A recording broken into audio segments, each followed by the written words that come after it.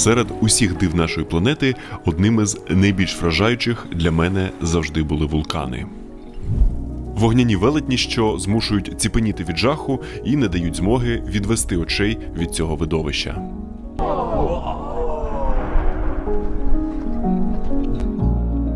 І чи знали ви, що найбільш активні вулкани Європи знаходяться на самісінькому півдні Італії, на Сицилії та околишніх островах, які скоріше асоціюються із середземноморською Дольче-Вітою, а аж ніяк не з трьохтисячниками, що всипані магмою та снігом.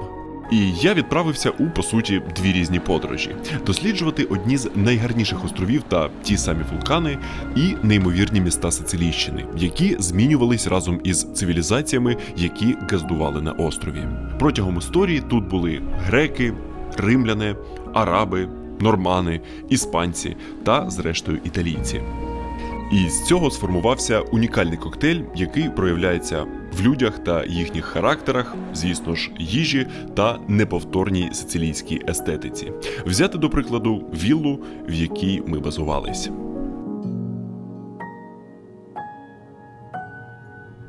За співвідношенням стилю та автентичності, це одна з найкрутіших хат, в яких мені доводилося мешкати під час своїх подорожей.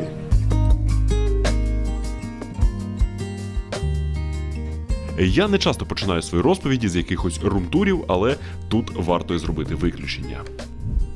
Це просто якась суцільна кінодекорація. Це подвір'я з оливковими деревами, що веде до розкішної вітальні із вікнами в підлогу.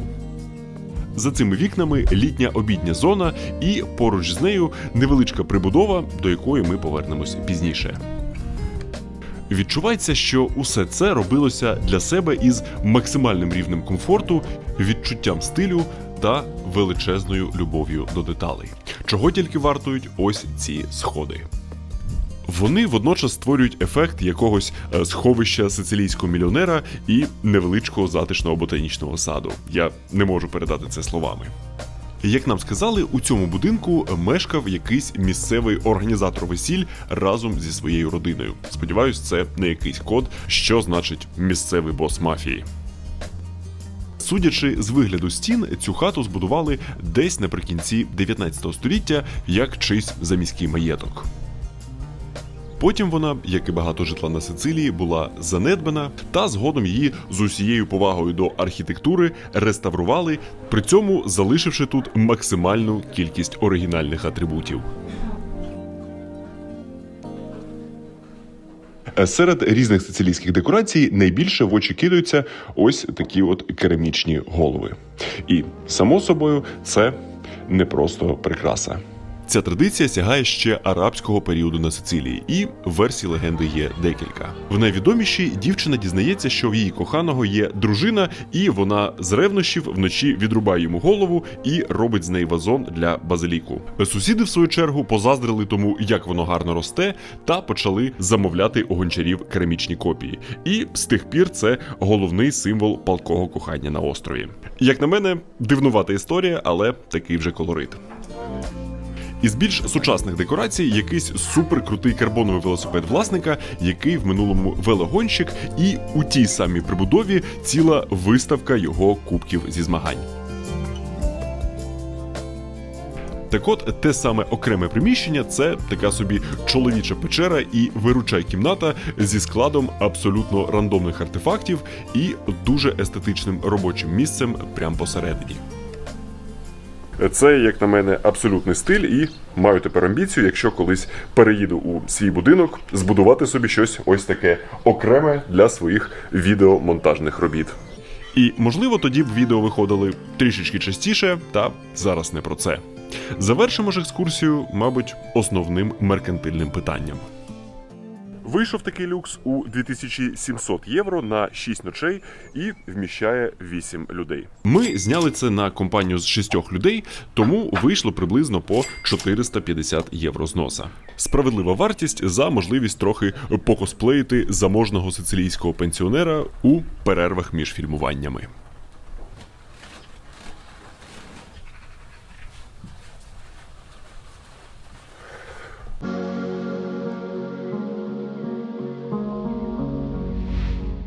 Цей райончик знаходиться на східному узбережжі, недалеко від моря, але у ізоляції від якихось місцевих цікавинок. І у радіусі десятків кілометрів із занять хіба що побігати у пекельній сицилійській спеції з виглядом на Етну, поплавати у одному з диких вапнякових пляжів з виглядом на Етну, або зустріти фантастичний захід сонця з виглядом на, ну, зрозуміли.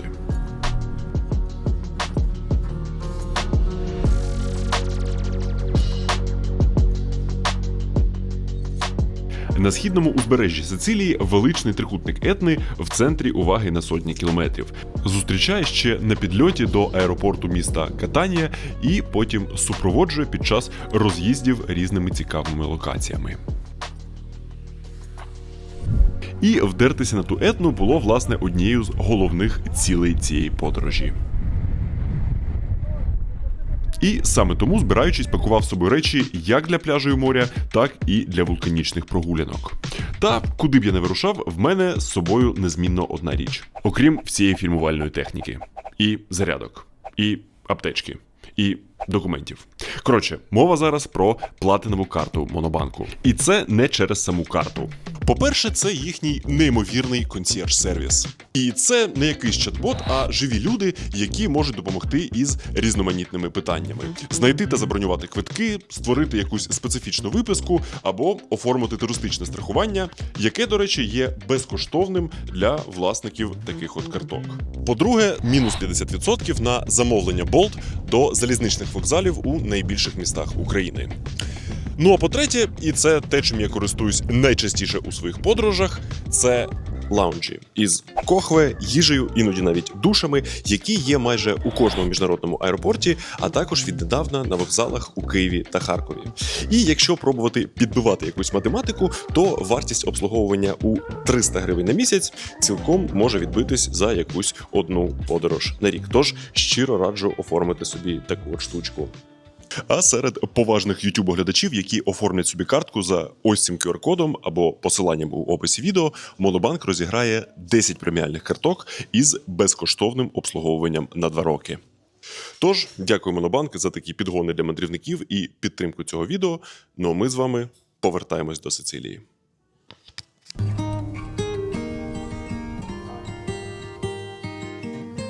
До Етни ми відправимось трішечки пізніше та спочатку проїдемось околицями. Важливо розуміти, що це не якийсь маленький середземноморський острівець, розмір Сицилії – це як цілком собі невеличка європейська країна. Трохи більше, ніж Словенія і трохи менше, ніж Бельгія. Пересуватись усім цим, можливо, залізницею, вона тут доволі недорога і комфортна, але везе далеко не всюди, та і потяги ходять не так часто, як на півночі. Тому, вочевидь, найнадійніше орендувати автівки на компанію і доїжджати усюди, де заманеться.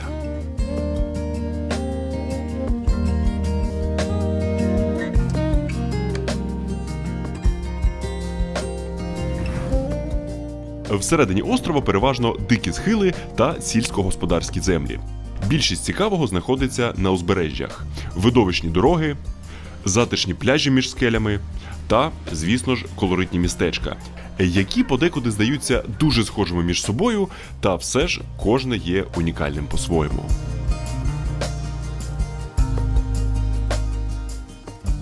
Але, чесно кажучи, за цю подорож усі містечка, в які довелося заскочити, трішечки змішалися в голові, тому зараз на монтажі я перезберу всі спогади і зроблю невеличкий топ населених пунктів Сицилії, в які вартує або не дуже вартує заскочити. Географію цього топа звузимо до східного узбережжя, адже саме там сконцентрована більшість цікавинок. І саме там ми провели більшість часу. Тож, на 5-му місці – Катанія. Це доволі велике портове місто, що збудоване більше 2000 років тому біля підніжжя Етни на її родючих ґрунтах. Але через виверження тієї самої Етни та руйнівні землетруси його декілька разів перебудовували. Як і будь-яке поважне італійське місто, має свій якийсь знаменитий храм, зелений квітучий центральний парк із пристойною концентрацією зелених же смітників, як ніби їх консультували комунальники із відомого міста на літеру Х, і свої римські розкопки із вулканічного каменю. Цим же вулканічним каменем, до речі, вимощена і більшість вуличок, тому що цього будматеріалу в Катанії до стобіса. Також тут є, здавалося б, зовсім не по-італійськи широкі проспекти. Їх такими проєктували спеціально, щоб був простір на випадок нових землетрусів. Коротше, є де прогулятись, якщо опинитись тут проїздом. Але ось так от плюс-мінус пристойно катання виглядає або у туристичному.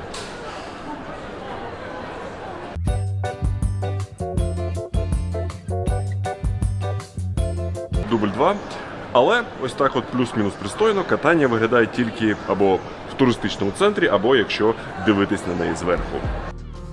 Катання – це переважно не туристичне місто, і моє особисте враження від короткого перебування тут – це її нехаризматична занедбаність. Тобто так, тут живуть своє сицилійське життя майже 300 тисяч людей, є експати з усього світу, і це друге за населенням місто острова. Але з точки зору краєвидності є тут сильно цікавіші та унікальніші місця. І за цим рухаємось південніше на 4-те місце, на якому в мене легендарне місто Сіракузи. Воно складається із основної частини міста і невеличкого острова під назвою Ортіжія. Зараз зі 120 тисячами сіракузян це 4-те за населенням місто Сицилії, яке переважно задіяне у морських та туристичних бізнесах. Але майже 3000 років тому це був другий за значимістю мегаполіс у давньогрецькій державі. Звісно ж, після Афінів, з якими вони навіть серйозно і переможно повоювали. А ще це батьківщина Архімеда, колиска науки та центр тодішніх архітектурних інновацій. Але найцікавіше з тієї епохи тут – це не старі амфітеатри. Найголовніша пам'ятка Сіракузів виглядає, мов квітучий сад у оточенні дивних вапнякових печер. Але колись це місце було, мабуть, найпекельнішим на землі. Це знамениті місцеві кам'яноломні. Тут із непрохідної скелі століттями видобували вапняк, щоб з нього будувати це велике місто. І від цієї видобичі тут залишились незвичайних форм печери, на стінах яких досі видні чіткі сліди інструментів. І дуже дивовижно виглядають ці рівні геометричні форми, які ніби зроблені з бруталістичних масивів бетону, та насправді це залишки праці тих самих прадавніх каменярів. Та пекельним це місце робить не просто сам факт, що кам'яноломні – це брутальна виснажлива праця, а історичний контекст. Мова про той самий військовий конфлікт із Афінами, в якому Сіракузи неочікувано для всіх перемогли. І тодішній тиран, який керував Сіракузами, закував сюди 7 тисяч полонених афінців, які тут намагались якось виживати. Полонені страждали від інфекцій, голоду та, звісно, спеки, і шукали прихисток у тутешніх печерах. І одна з тих печер є тут особливо примітною. Має 23 метри заввишки і дивовижну форму, що звужується доверху. І тут просто нереальне ехо, я такого ще ніколи не чув. Не знаю, чи можна це передати якимось мікрофоном взагалі.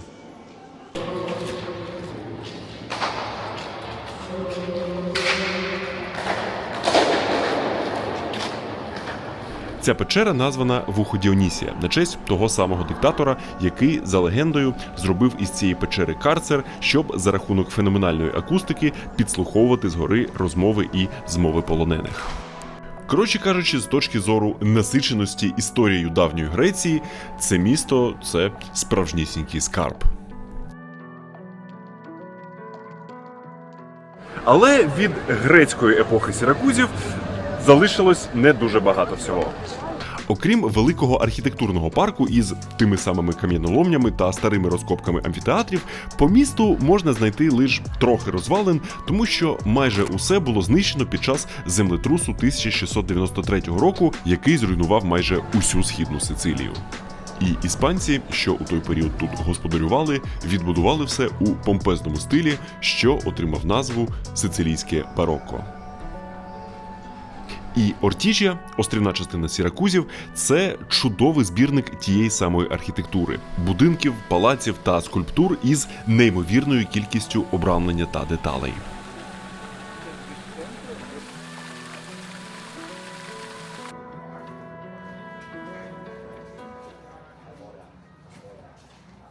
Та в галузі відбудови міста з нуля у стилі сицилійського бароко є малорівних містечко під назвою Ното.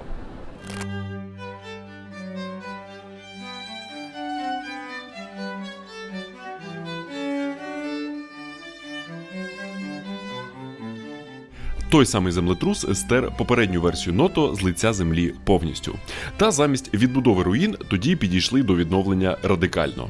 Перенесли центр міста на 10 кілометрів вбік, спроєктували повністю новий ансамбль і збудували його з нуля за єдиним генеральним планом. І використовували для будівництва місцевий вапняк, який має ось такий приємний кремовий колір і ось так от мальовниче грає на сонці. Навіть коли воно в повному зеніті і майже жодних тіней нема. І вийшло настільки добре, що центр Ното зараз – це справжній унікальний музей архітектури під відкритим небом, яким я із задоволенням, навіть попри те саме сонце в зеніті, прогулявся декілька годин. І навіть вдерся на оглядовий майданчик на даху одного із центральних храмів.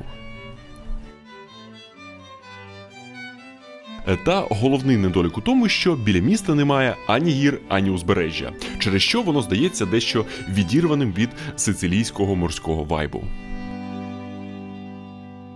Та за цим самим вайбом ми вирушаємо до другого місця.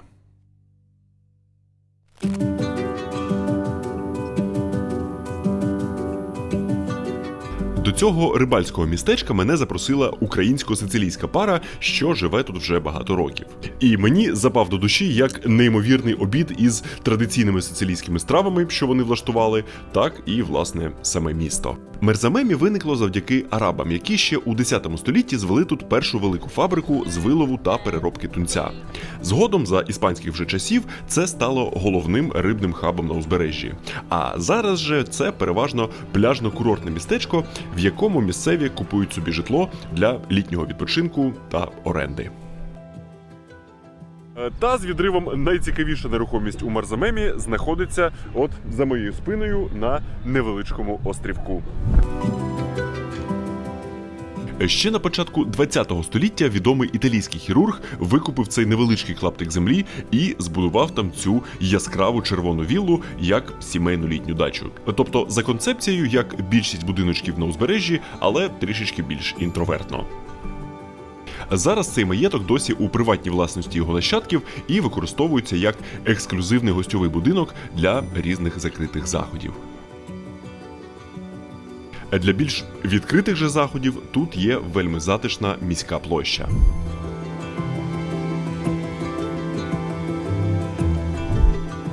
І зазвичай такі місця людського скупчення мене не надто сильно ваблять.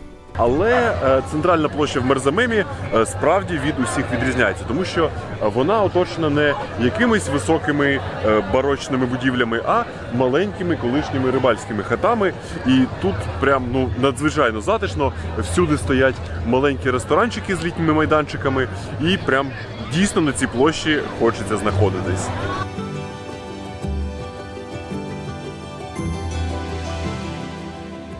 І знаходитись у Марзамемі хочеться не тільки людям. На солоних ставках біля узбережжя нерідко можна зустріти справжніх фламінго. Вони облюбували ці неймовірні місця для перепочинку під час своїх міграцій до Африки. І, можливо, на моє враження повпливав цей затишний захід сонця, але мені це місто запам'яталось як справжній райський куточок для тих, хто шукає трохи сицилійського морського спокою.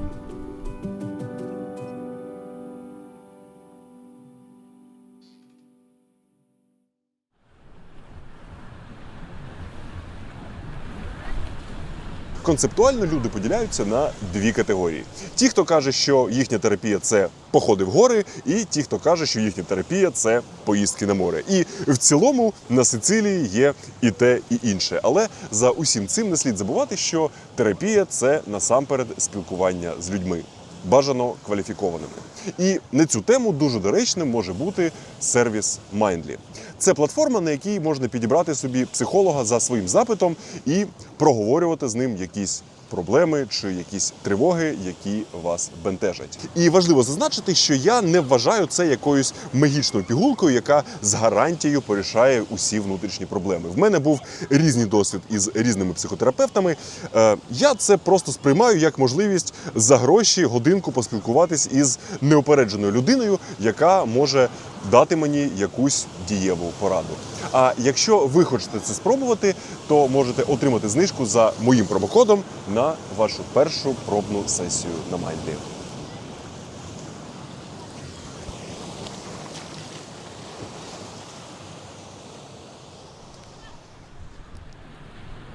Ну а в абсолютному топі Сицилії, за думкою багатьох, хто приїжджає на цей острів, місто, що поєднує в собі і блакить Середземного моря, і міць запаморочливих скель.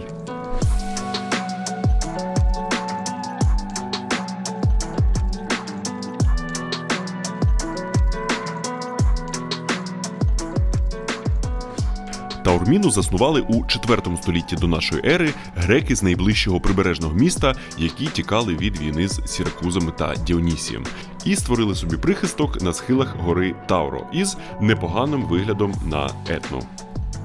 І зараз, після усіх витків історії, це місто з унікальною вертикальною урбаністикою. Воно складається із, по суті, 3 рівнів на різних висотах, і які з'єднані між собою транспортною системою із звивистих серпантинів, якими я взагалі не розумію, як вирулюють автобуси. Крутих пішохідних сходів, що перетворюють пересування між районами на справжній хайк. І, звісно ж, канатною дорогою. І вона тут є не просто атракціоном, а найочевиднішим і найзручнішим транспортним рішенням, що піднімає з нижнього рівня на середній рівень міста.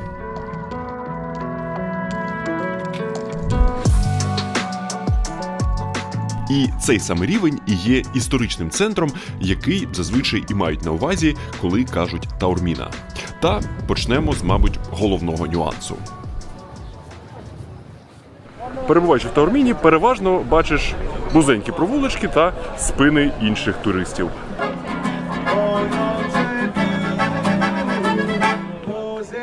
І це цілком очікувано, адже це найбільш розхайплений район найбільш розхайпленого міста Сицилії.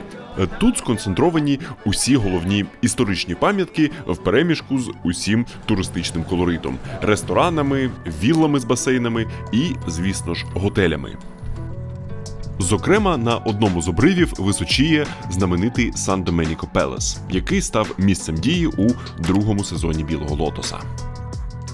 Наприкінці 19 століття цей колишній гірський монастир перетворили на люксовий готель, який по факту і запустив хвилю ультраелітного туризму на Сицилії. І от стільки, якби хто питав, зараз коштує нічка у цьому закладі. З іншого ж боку історичного центра знаходиться головна гордість та фішка Таурміни – античний амфітеатр, який викликав захват протягом усієї історії. Якийсь відомий філософ, здається, це був Гьотте, казав, що жодна інша аудиторія у жодному іншому театрі не бачила у своєму житті такого видовища.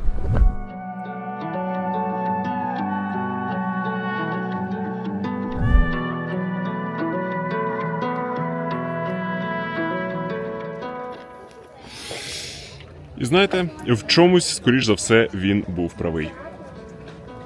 Тому, хто обирав локацію для цього театру, точно мали би виписати якусь античну архітектурну премію. Початково він збудувався греками, щоб ставити театральні вистави. Потім, коли цим місцем заволоділи римляни, вони його розширили, щоб мати можливість влаштовувати тут гладіаторські бої. Тобто, уявіть собі, це криваве видовище на тлі моря і вулкану, який ще й час від часу може вивергатись. Просто якийсь апогей римської епічності. Та найкрутіше, що ця епічність триває донині. На цій античній арені щороку проходять світові кінофестивалі та оперні вистави, а також влаштовують концерти найбільші музичні зірки. До прикладу, зовсім не проти був би опинитись тут на виступі Стінга.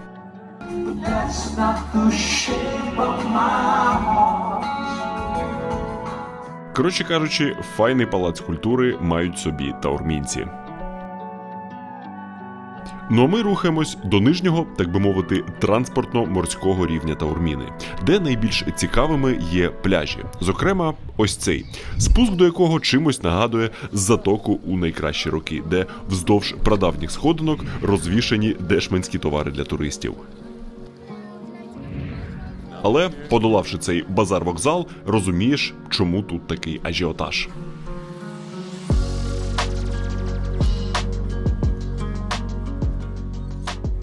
Цей райський пляж носить назву Ісола Белла на честь ось цього острівця, що буквально перекладається як «красивий острів». Прям дуже концептуально. Наприкінці 19 століття якась англійська аристократка його викупила, збудувала тут віллу і засадила усе рідкісними рослинами. І зараз він має статус закритого заповідника та кінолокації. Фільмувався у тому ж таки другому сезоні «Білого лотоса». Та я особисто не надто пляжна людина, і мені набагато цікавішим був саме верхній ярус Таурміни. Отже, ці довгі круті кардіосходи ведуть до середньовічної церкви Мадонна делле Рокка. І вона цілком виправдовує свою назву, що перекладається як «Богородиця на скелі», адже церква ніби вбудована прямо у гірську породу. Виглядає це, як на мене, дуже вражаюче. Над нею нависає стародавня фортеця, з якої захищали Таурміну. А сам же район на цьому рівні історично був житловим, і тут усе набагато більш щільно і менш помпезно, ніж у центрі. Різнокольорові будинки ніби вгризаються у схил, і під певним кутом із снігами Етни на фоні мені це чомусь нагадало Гімалаї. Коротше, дуже колоритний та еклектичний райончик, та за найцікавішим треба пройтися ще вище, вже за межі Таурміни.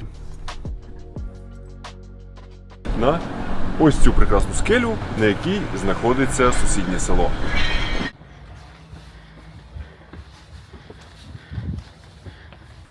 Найвідоміший шлях до села Кастельмола починається з вуличних сходів у центрі Таурміни, які плавно перетікають у поріслий зеленню та кактусами шлях. Історично це була єдина і дуже небезпечна військова дорога, якою у 9 столітті арабські завойовники штурмували цю неприступну скелю. Мабуть, дурною ідеєю було посеред дня йти пішки на Кастельмоло, та сподіваюся, те, що буде зверху, того вартуватиме.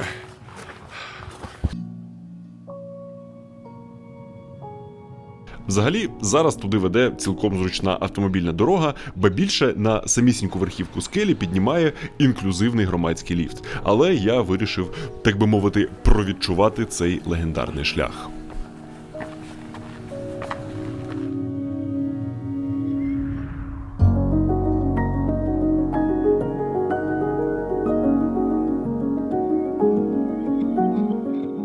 Кастельмола була гірською хованкою та останнім форпостом на випадок, якщо вороги осаджували Таурміну. А зараз же це цілком собі функціонуюче село, яке ніби обліпило собою відвісну скелю. Навіть примудрилися вліпити футбольний майданчик прямо над урвищем. Все ж таки одна з базових італійських потреб.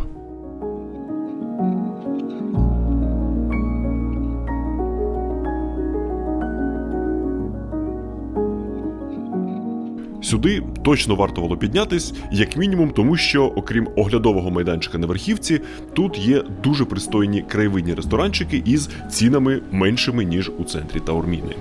А є, в свою чергу, і дуже непристойні. Так, саме такі декорації у найцентральнішому та найвідомішому ресторані цього гірського села. Цей дивний заклад колись відкрив місцевий житель, щоб відродити давньогрецький культ, де фалос був символом родючості та успіху.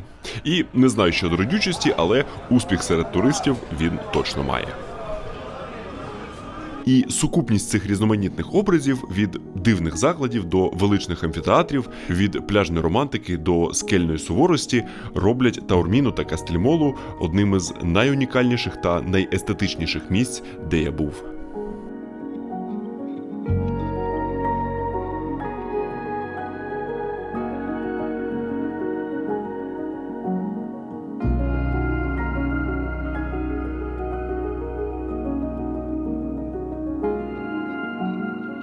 Вечірня ж таурміна – це окремий жанр естетики, коли ці вертикальні нашарування старих вуличок та архітектури підсвічуються теплими ліхтарями, і силуети схилів навколо починають виглядати ще більш таємничо та монументально.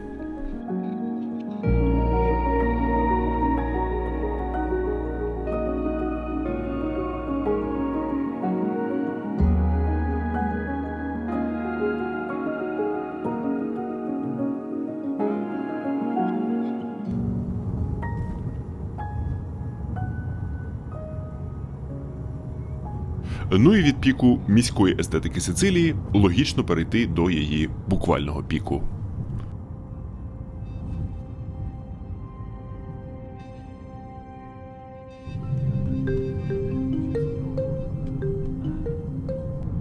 На шляху до Етни ми з'їжджаємо з автостради на звивисту дорогу, яка різко набирає висоту. І від того, наскільки швидко розріджується повітря, починаєш мимоволі постійно позіхати. Антураж навколо асфальту стає все більш і більш марсіанським і приводить нас до базової станції Етни на висоті майже 2000 метрів. Тут паркування, заклади, навіть якісь готелі і численні гідські штаби, в одному з яких вже чекали на нас. Потрапити на самісіньку вершину Етни можливо лише у супроводі місцевих гідів у складі групи. Коштує таке задоволення 120 євро та включає в себе усе необхідне обладнання та усі необхідні трансфери. Зі спорядження усім пропонують взяти теплі куртки для тих, хто їхав на Сицилію лише із пляжним одягом і не розраховував на цей підйом. З цією ж мотивацією видають високі дебелі черевики, які я даремно не взяв, бо у своїх трейлових кросівках набрав повні шкари попелу. Ну а від захисної каски про всяк випадок відмовлятись не став. Нашим гідом був Марко, який виріс у містечку у підніжжі Етни, яке історично потерпало від вулкана, вивчився на гірського гіда на півночі Італії і повернувся додому, так би мовити, монетизувати головне природнє диво регіону.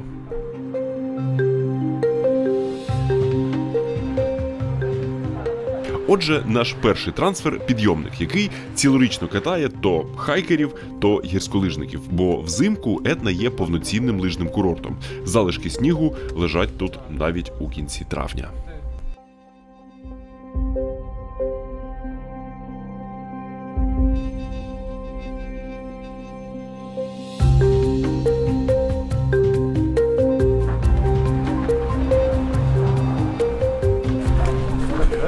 Посадка на другий трансфер. Чимось віддає вайбом Драгобрату, але набагато більш люксового і організованого. Як мінімум, різниця у тому, що закидають нагору не напівмертві буханки, а потужні Mercedes Unimog, вартість яких може перевалювати за сотні тисяч євро. Ecco Meo, ci mai salito prima.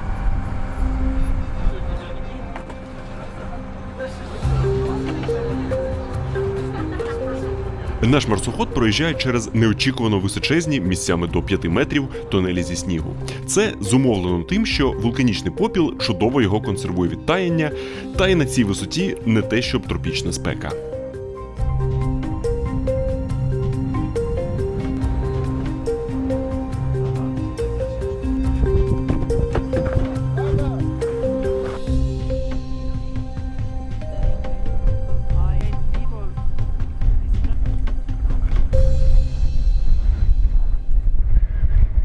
Це набагато більш прохолодно і вітряно, ніж я собі уявляв. Не зовсім очікувано для Сицилії, але доволі типово для найвищої гори у Середземномор'ї.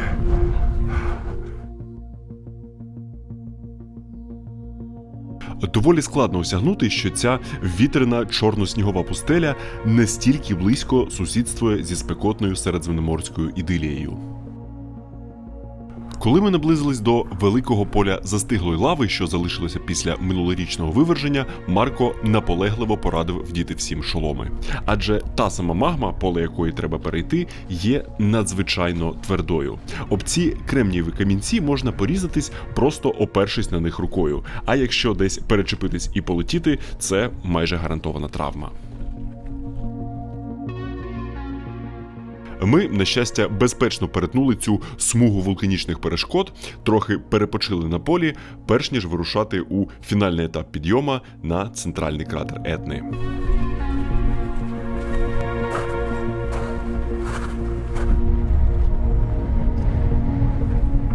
Це тягуча вулканічна траверсна стежка, якою повзеш у темпі равлика, адже на кожен крок попіл під ногами провалюється і осипається.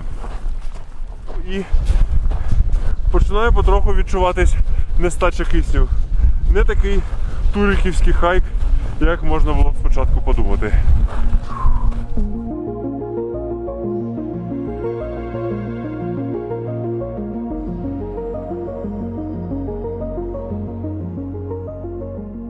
Нестача кисню зумовлена поєднанням альпійської висоти, це, на секундочку, 3350 метрів, і високою концентрацією газів, які Етна постійно випускає у повітря зі своїх великих кратерів і численних невеличких фумарол. Від постійної концентрації сірки в повітрі поверхні навколо вершини набули таких от кислотно-інопланетних кольорів. А вигляд знаменитого центрального кратера Етни – це прям максимальна вулканічна епічність. Особливо епічно це, якщо уявити, як звідси виривається стовбур попелу та диму у 100-метровому діаметрі і 1,5 кілометри заввишки. Це тут буває, але, на щастя, не зараз. Етна є найбільшим та найактивнішим вулканом Європи. Вона має 4 основних і сотні бічних кратерів, що постійно своїми виверженнями міняють її рельєф. І мова не тільки про історичну перспективу у сотні років, а про те, що можна побачити за нашого життя. Лише за останні десятиліття вона виплюнула сотні мільйонів кубометрів лави, а її південно-східний кратер виріс на рекордні 250 метрів. Та навіть коли немає видимих вивержень, у надрах Етни все одно триває бурхливе життя. Завдяки супутникам НАСА вчені змогли візуалізувати, як вулкан буквально дихає і збільшується та зменшується за рахунок внутрішніх рухів магми. Потужність Етни найбільше відчувається дупою, коли присідаєш зав'язати шнурки, а воно тепленьке, воно прям підігріває.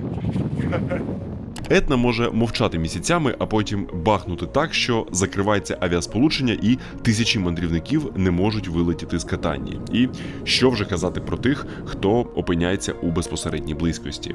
У червні 25-го року під час такої ж екскурсії, як в нас, почалося раптове масштабне виверження, що змусило туристів кивати п'ятами з гори прямо з 3000-ї висоти. І завдяки тому, що сильний вітер здув хмару в інший бік, ніхто тоді дивом не постраждав. Нам, можна сказати, пощастило із відсутністю виверження, але цей самий вітер таки довелося відчути на собі, коли вирішили піднятись на вищу точку огляду. Він ледь не здував нас у той самий центральний кратер, тож вирішили там не затримуватись і спритненько повертатись вниз.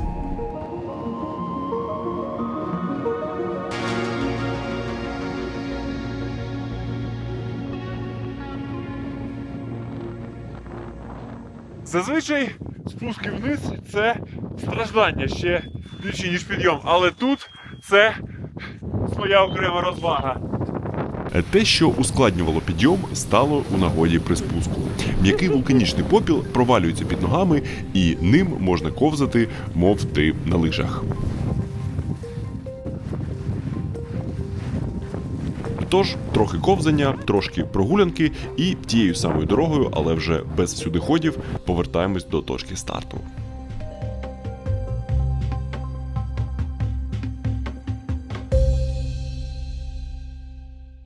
В цілому, коли вирушав на Сицилію, я уявляв собі, що саме Етна мені сподобається найбільше.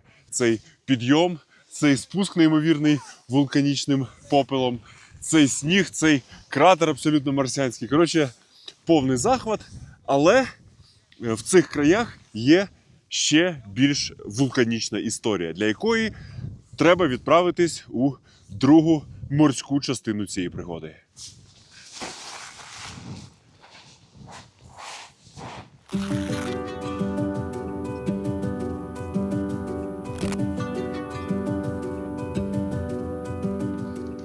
Мілаццо – це доволі типове сицилійське прибережне містечко із фортом, що височіє на скелі ще з арабських часів, впізнаваною забудовою та, найголовніше, великим міським транспортним портом, який, власне, і цікавить більшість людей, які приїжджають до цього міста. Звідси регулярно відправляються пароми, що ведуть до унікальних Еольських островів.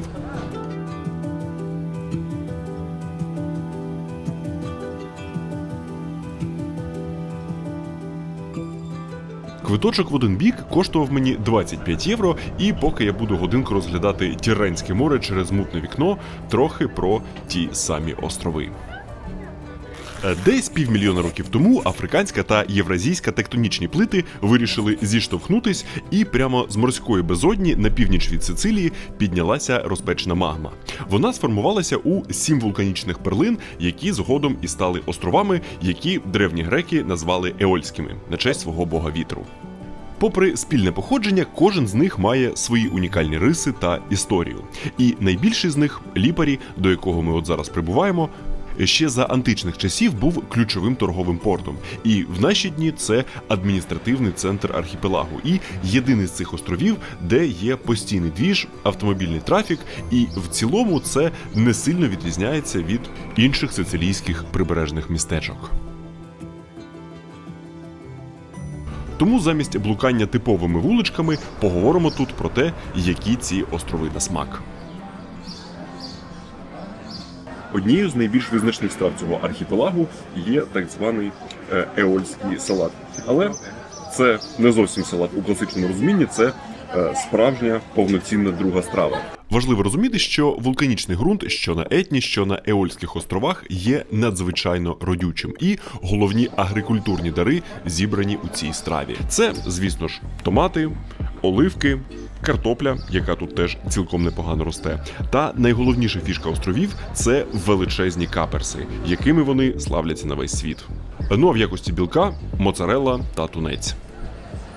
Тобто інгредієнти максимально базові, але справді найсолоніші і найпікантніші каперси, що я спробував, це все чудово доповнюють. І воно в ансамблі дає такий от простий, місцевий і дуже середземноморський смак. Приблизно така ж концепція у головного місцевого фастфуду, хіба що замість тунця тут анчоуси. Ця гора смаколиків на паляниці називається пане кунцато, що перекладається буквально як заправлений хліб.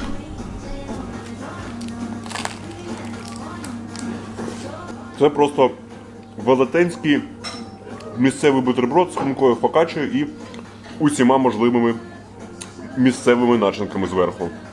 Дуже смачно і максимально просто. І, звісно ж, на теплих родючих схилах Еольщини чудово росте виноград. Зокрема, особливо солодкий сорт мальвазії, з якого тут роблять свій власний сорт вина. Але цікавим є не сам напій, а те, що на одній з вечер ним пригостили разом із тарілкою дивного печива із прянощами та виноградним жмихом. І сказали, що його треба макати у ту саму мальвазію. І от саме оце поєднання вимоченого печива у вині – це найсмачніший десерт, який довелося скуштувати тут на островах. Взагалі на Сицилійщині я перепробував прям дуже багато всього цікавого та дивного, та про це буде окрема повноцінна гастрорубрика. Ну а ми після цієї невеличкої острівної затравки залишаємо Ліпарі.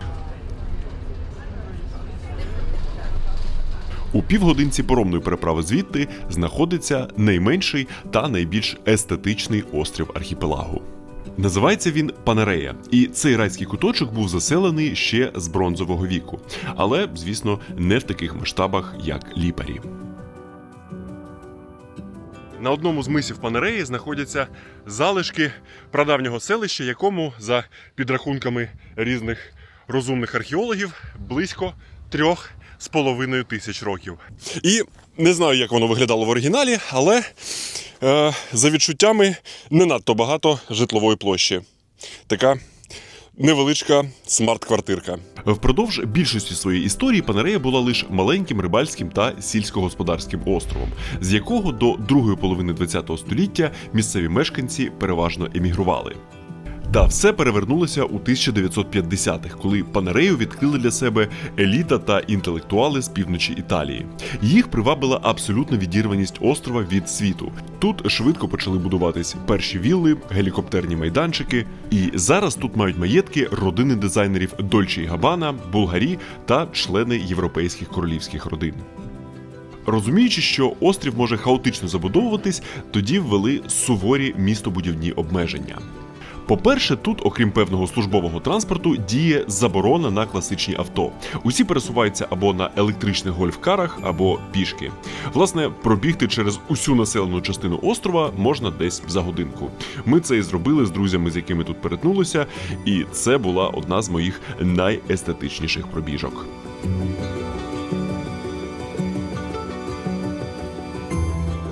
Ну а по-друге, тут запровадили суворий дизайн-код. Усі нові будівлі мають бути не вищими за 2 поверхи, а фасади неодмінно білого кольору із синіми ставнями.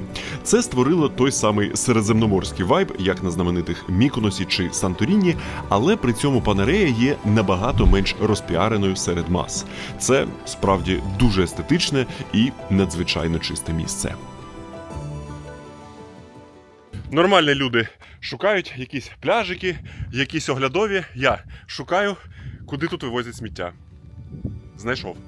На контрасті із великими сицилійськими містами тут процес вивозу сміття відточений до ювелірності.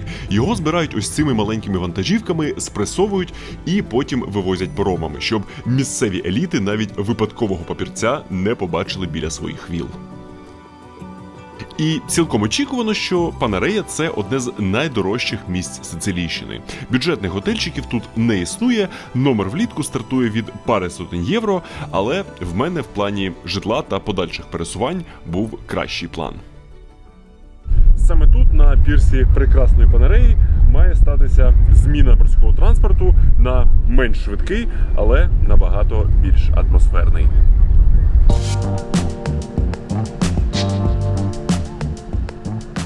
За пару днів до того мої українсько-європейські колеги вийшли яхтити на цих островах. Але я не встиг на початок, і ми домовились, що я наздожену їх на паромі, щоб ми разом продовжили цю подорож.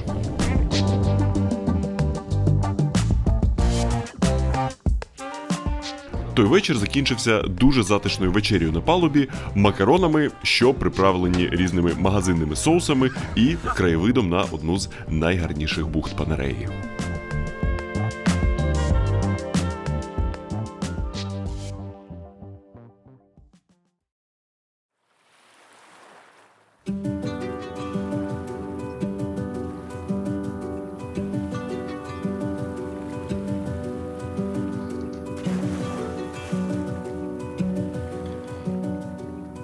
Одним із негласних правил, що були встановлені на цій яхті, був ранковий ритуал пірнання та купання на місці стоянки. І ця невеличка Дольче Віта у неправдоподібного кольору воді – це чи не ідеальний спосіб задати тон на день, перш ніж ковтнути своєї кави і відчалювати до наступного острова.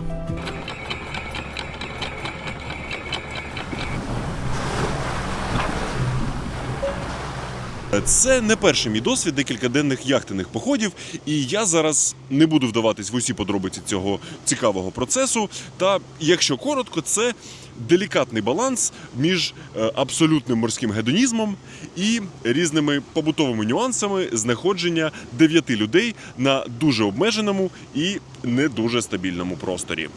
І це виходить вже другий румтур за це відео. Житлові каюти затишні, але тіснуваті, як для 2 дорослих з речима. І це, якщо що, найбільша з 4 кают, що тут є. Є загальна кают-компанія із усіма необхідними приладами, є аж 4 гальюни і 2 душі. Коротше, жити можна. І вартує такий хостел на хвилях на тиждень 4000 євро, що на 9 пасажирів виходить по 444 зноса. Тобто майже ідентично ті шикарні віллі, але ще й з транспортом у комплекті. Атмосфера на борту такого собі літнього табору для дорослих. Можна, наприклад, насмажити собі ось такий гастрономічний скарб на обід і усім разом поглинути його на палубі за декілька хвилин. Коли немає вітру, можна влаштувати собі перерву на тарзанку, які 12-річні ми могли б тільки позаздрити.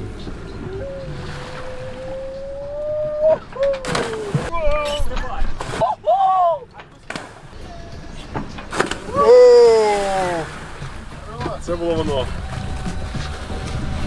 А коли нарешті здіймається такий довгоочікуваний дульник, час нарешті взятись за мотузочки і розправити вітрила. Ви що, не їли сьогодні? В цьому і є головна фішка і шарм пересування на яхті. На відміну від руху від мотора, під вітрилами борт хитає під різними кутами, починає трохи укачувати, але при цьому є дивовижне усвідомлення того, що до цілі ви рухаєтесь виключно завдяки силі двох стихій – вітру та води. Одне із основних правил безпеки на яхті, особливо коли йдеш під парусами, звучить буквально як одна рука собі, інша, відповідно, яхті.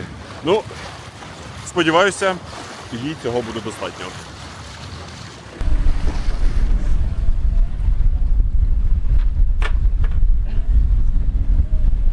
А острів, про який розповім наступним, повертає нас до стихій землі та вогню, і чия назва говорить сама за себе.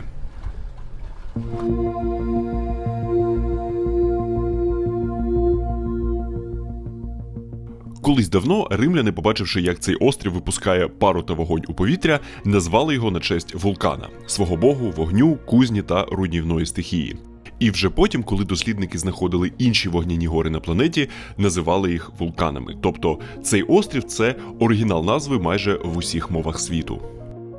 Останнє велике та руйнівне виверження тут відбулося наприкінці 19 століття, і з того часу вулкан перейшов у стан відносного спокою. Але його підземна активність постійно підігріває воду та випускає газ на поверхню. І це видно навіть у морі, починаючи від невеличких бульбашок, що піднімаються до гори, до чималеньких фонтанів, що спеціально огороджені, щоб люди об них не попіклися. На березі всюди висять попередження про небезпеку цих їдких випаровувань, але це не зупиняє людей від того, щоб приїжджати на цей острів заради його чарівних чорних вулканічних пляжів, а хтось заради ось цієї неприємного вигляду калюжі. Це доволі унікальне вулканічне грязьове джерело, що сотнями років підігрівається та насичується тими самими випаровуваннями. В цілому, коли прибуваєш на цей острів, одразу відчуваєш сірководородне омбре, але на цих грязьових ваннах це досягає свого апогею. Це просто якийсь капець. Та це не є перепоною для відвідувачів, які тут переважно третього віку, адже за легендами цей самий бруд має якісь дивовижні властивості для шкіри та опорно-рухового апарату. Я не знаю, навіщо я це роблю. Може, це вже пенсія стукається в двері. За вхід сюди треба віддати 5 євро. Я вирішив, що хай це буде ціною експерименту. І, якби кому було цікаво, за півгодинки у цій жижі я не відчув, що моя шкіра стала гладшою, чи що в мене щось там відросло, але натомість відчував цей самий вулканічний аромат ще після декількох душів і сеансів прання свого одягу. Чесно кажучи, не те, щоб найкращий досвід у моєму житті. Смердить страшне. Гаряче місцями так, що можна ноги попікти. І відчуваєш себе ніби шматок плівки у какао з молоком з дитячого садку.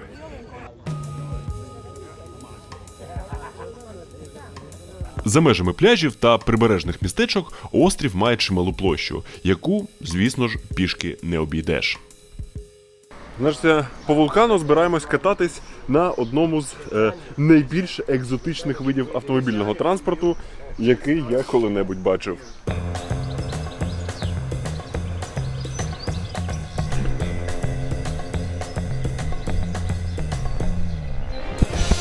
Цей драндулет-кабріолет називається Citroën Mehari, і це справжня легенда середземноморської логістики. За неї ми сплатили 45 євро за 2 години, отримали безцінні поради з приводу того, як робити так, щоб воно не заглохло, і стартуємо, наскільки це можливо, з вітерцем. Технологія!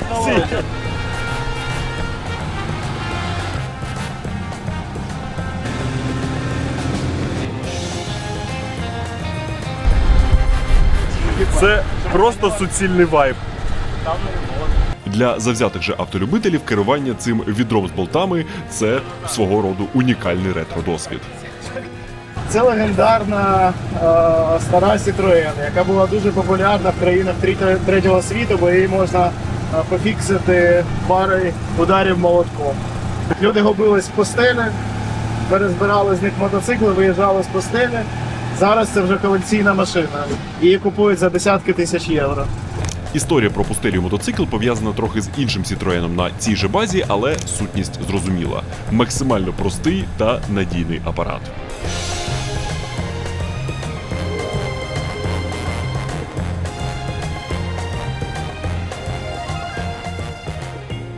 Було таке відчуття, ніби ми у якійсь старій французько-італійській комедії. Ця колимага, що ледь вписується у круті повороти, навігація за паперовою мапою і, звісно ж, навколо цей квітучий острів із верхівками вулканів, що проглядаються десь у далечині.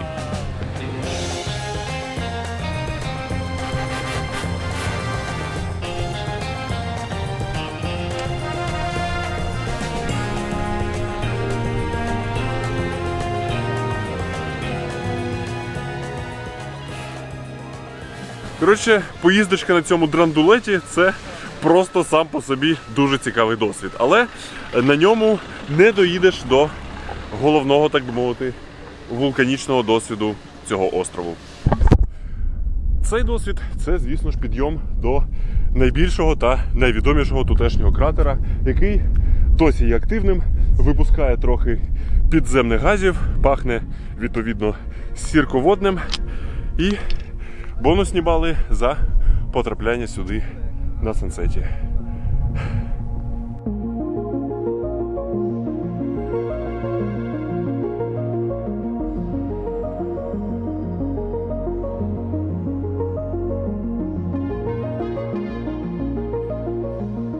Так званий гранд кратере острова Вулкано за своїми розмірами є дуже подібним до того самого кратеру Етни, де ми були. Має приблизно 500 метрів у діаметрі, але при цьому, звісно ж, є набагато доступнішим. Піднятись сюди можна хвилин за 40 комфортною стежкою від самого міста, і найголовніше, немає жодних вимог з приводу гідів, можна приходити і насолоджуватись у зручному для себе темпі.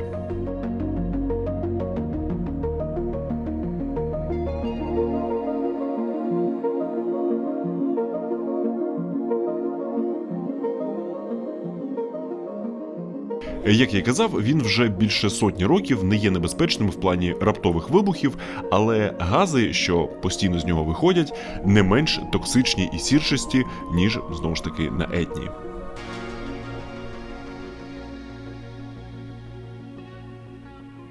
Трішечки буквально там постояв і вже починаю трохи кашляти, очі сльозяться.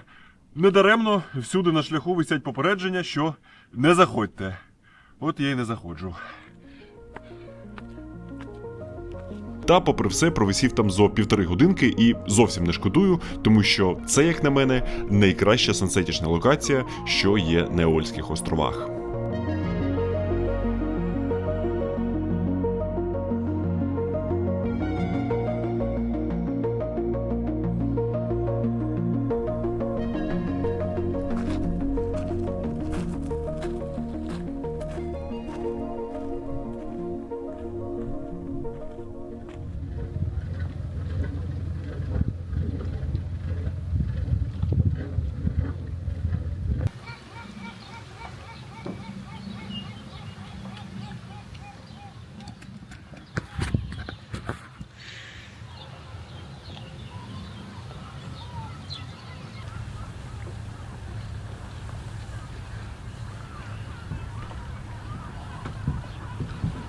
Ночувати на палубі – це справжній пік яхтенної романтики.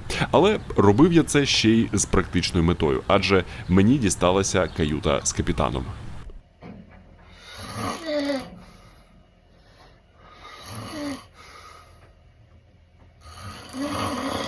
Ворушити його, щоб це припинити, я не наважився, адже здоровий сон капітана у контексті яхтенної подорожі є набагато більш важливим, ніж мій.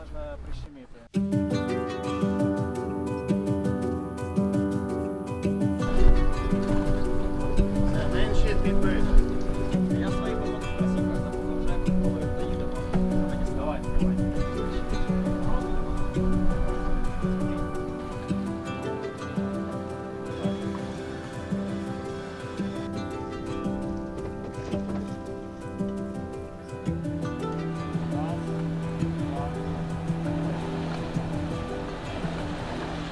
серед усього цього архіпелагу цей острів цікавив мене найбільше. Тому що це, по суті, один великий вулкан, що стирчить з моря і постійно регулярно вивергається. Якщо попередній острів дав загальну назву усім цим вогняним горам, то від цього пішов окремий архетип.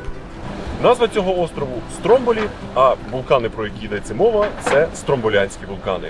Особливість стромболянських вулканів у тому, що вони, на відміну від тієї ж Етни, не прокидаються раптовим великим вибухом, а багато разів на день вивергаються середнього розміру так званими пароксизмами.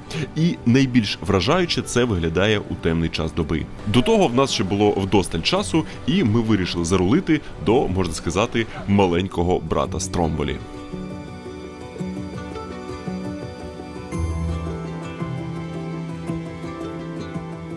Назва цієї епічної скельки – Стромболікіо, що буквально в перекладі значить «маленький Стромболі». Сотні тисяч років тому це теж був великий загрозливий вулкан, але через різні природні фактори він розсипався і залишився лише ось цей стовбур найтвердішої застиглої магми. На початку ХХ століття сюди встановили маяк, і на цьому клаптику базальту мав днями жити та чергувати наглядач. 100% середземноморська інтровертність. Згодом його зробили автоматичним і автономним. Живиться він від сонячних панелей, і зараз це такий листівковий орієнтир, який незмінно привертає погляд усіх, хто припливає на Стромболі.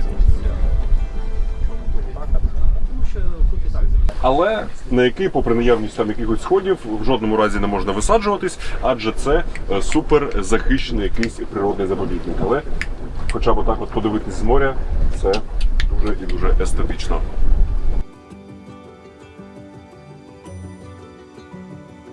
Ми зашвартувались біля великого Стромболі і нарешті ступили на його землю. Населена частина острова одразу зустрічає чорними вулканічними пляжами. Не менш гарними, ніж на Вулкано, але без жодних смердючих джерел. На узбережжі так само стоять попередження, щоправда, не про гази, а про трохи більш екзотичну небезпеку. Зазвичай цунамі – це тихоокеанська парафія, але саме тут, на Стромболі, через раптову сейсмічну активність чи масивні викиди магми у море можуть здійнятися великі хвилі, які можуть накрити прибережну зону. Востаннє це тут траплялось у 2022-му.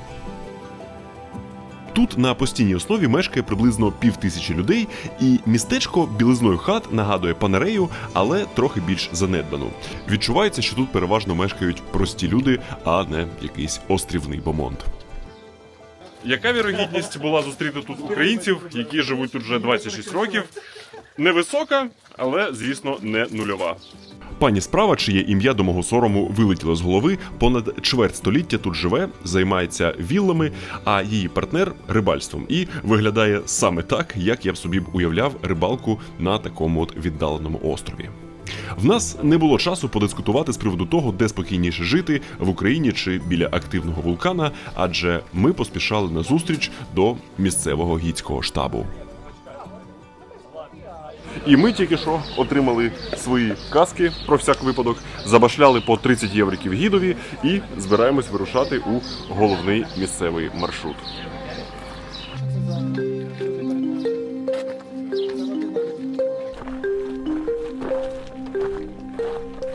До найвищої доступної точки тут, як і на Етні, дозволено йти лише у групі з гідом.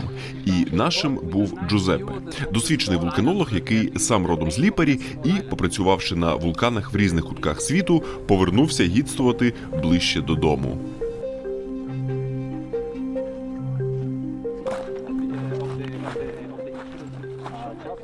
Ну, об'єктивно, не дуже цікавий маршрут, тому що він лише один, дуже вузький, і усі групи, які шурують з гідами на фінальну точку, збираються на одному шляху. Тому це хайк, який перетворюється на один суцільний затор. Караван із туристично-вулканічних груп неспішно рухається крізь хащі, що щедро проросли крізь вулканічний ґрунт. Проходить повз вказівник, на якому вибита загадкова назва «Дорога вогню», і різко набирає висоту крізь підсвічену сансетними промінчиками хмару.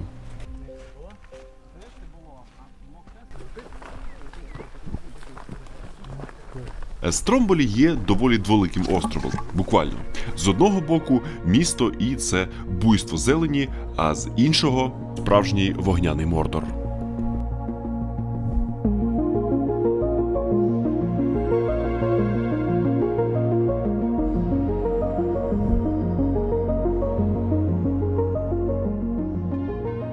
Це і є та сама Щара дель Фуоко, або Дорога вогню, шлях, яким лава скочується до Середземного моря.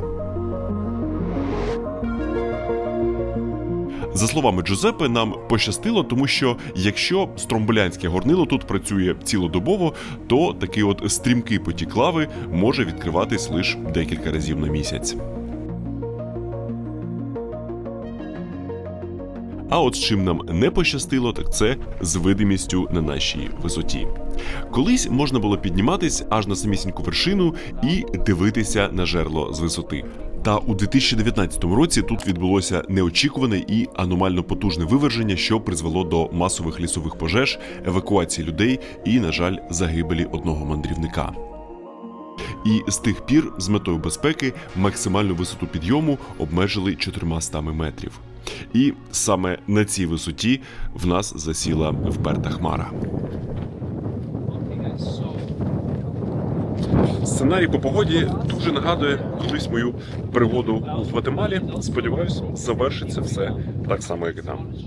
Це було в 2021 році, і тоді ми вирушили дивитись на одну з головних перлин країни – стромболянський вулкан Фуего.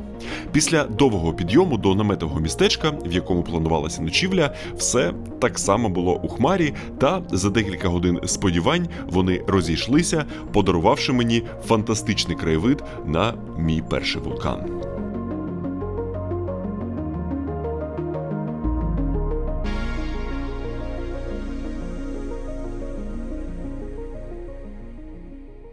Повертаючись же до нашого походу, ми зберігали свій оптимізм аж до настання темряви.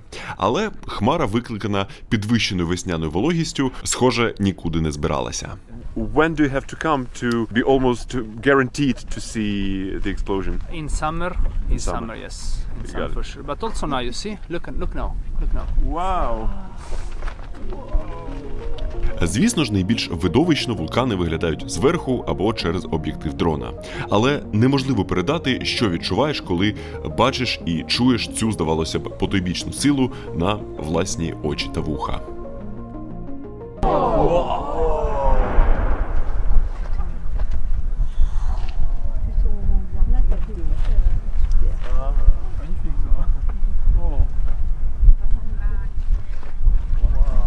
Все, витирайте штани. Ну що ж, вулканічний сценарій вийшов майже один в один, як тоді на Фуего. Але, на відміну від цієї пригоди, ночувати ми тут не будемо, а зараз з усім нашим казіном будемо спускатися до самісінького низу.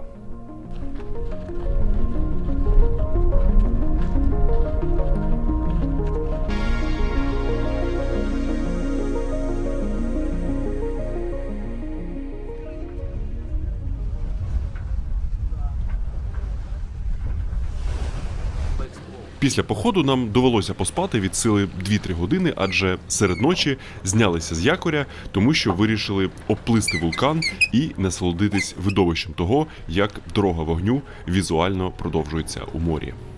Це просто максимально сюрреалістична картина, на яку можна залипати годинами.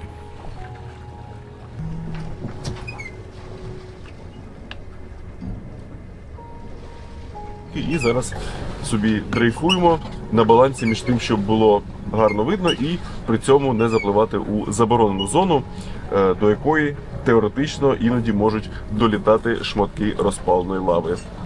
А знаходитись під нею, якби не сильно хотілося б.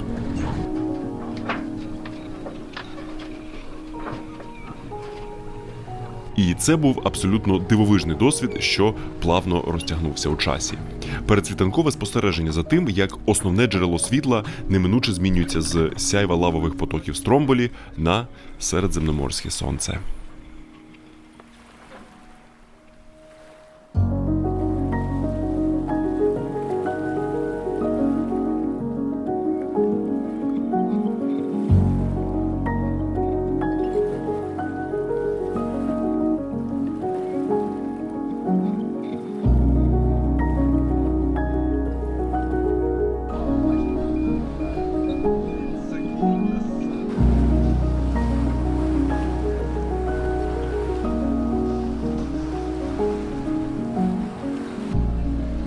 Після такого неймовірного вечора, що поволі перейшов у ранок, почав підкрадатись сон. І ті, хто програв йому у цій нерівній боротьбі, пропустили ще один неочікуваний сюрприз від місцевої природи. Блін!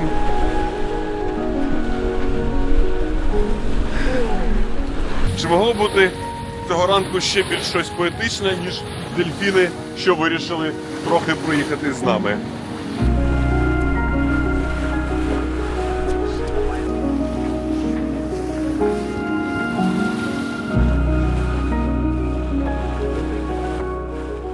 Вперше і востаннє до того я бачив дельфіна на природі у 2020 році на Кінбурзькій косі, що на півдні України.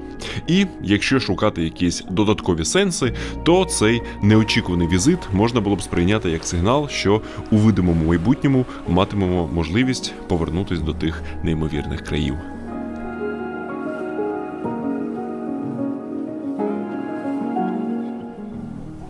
Но на борту неминуче настає час повертатись у реальність, досинати, де і скільки вийде, заправляти себе тим, що залишилось у холодильнику, і заправляти яхту, перш ніж відправлятись з нею до чартерної компанії.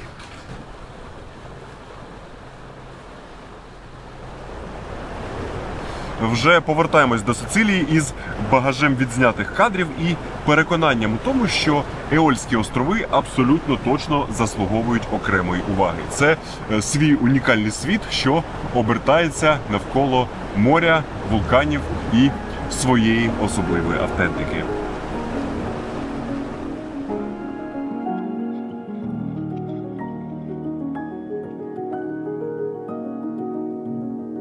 Фінальний пункт призначення човна – Маріна у місті Портороза.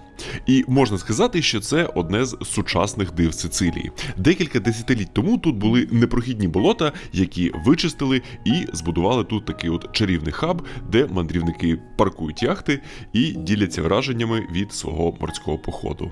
Пакують свої лахи і відчалюють у черговий сицилійський захід сонця.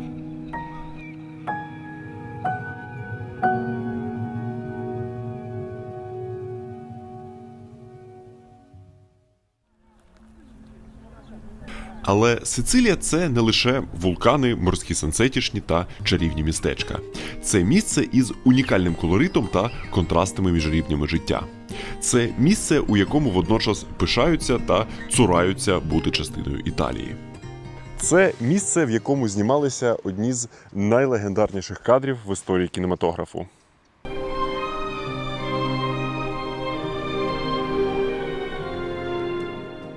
І далі ми відправимось у ще декілька дивних та абсолютно причаровуючих місць і до серця цього острова – міста Палермо. Досліджувати його магнетичні і водночас хаотичні вулиці, знайомитись із людьми і, само собою, буде та сама обіцяна гастрорубрика із усім прекрасним та подекуди диким, що вони їдять у цих краях. Зазвичай стрітфуд викликає в мене більш яскраві емоції, але це автентичний досвід. Але цікаво, чи їдять це місцеві. Або це просто екзотика, щоб знущатись над туристами. Тож так, про все це буде друге відео, і не забувайте підписатись, щоб його не пропустити.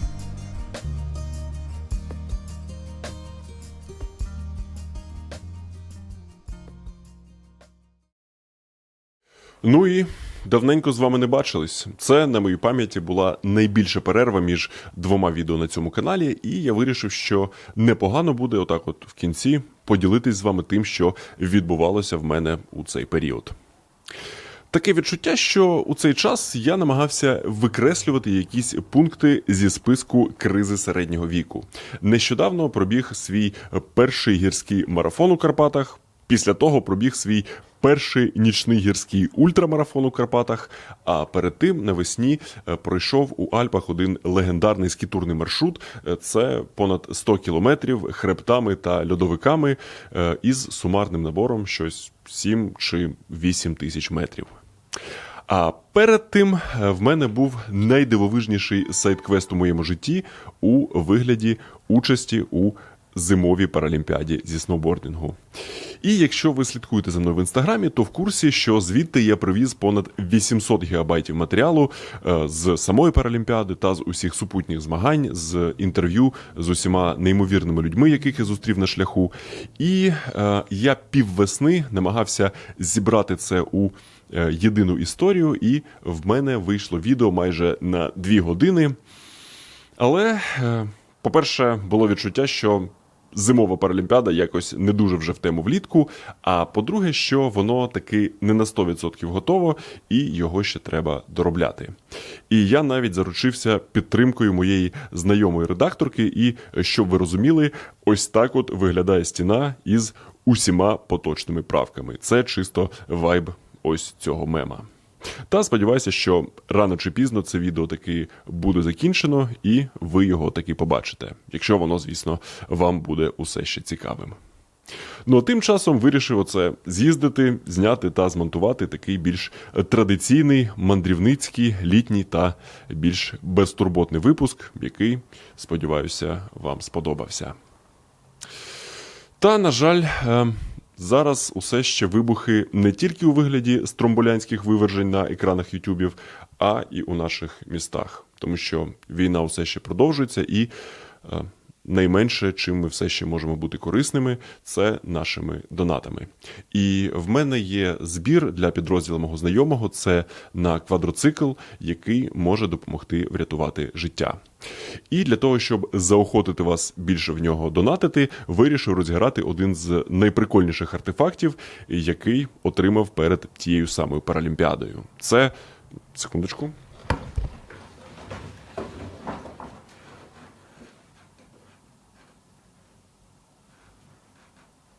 ось така от величезна і доволі ексклюзивна валіза, в якій мені прийшла уся моя форма. І яка за донацію від 200 гривень може відправитись комусь із вас. Тож, долучайтесь і подякував.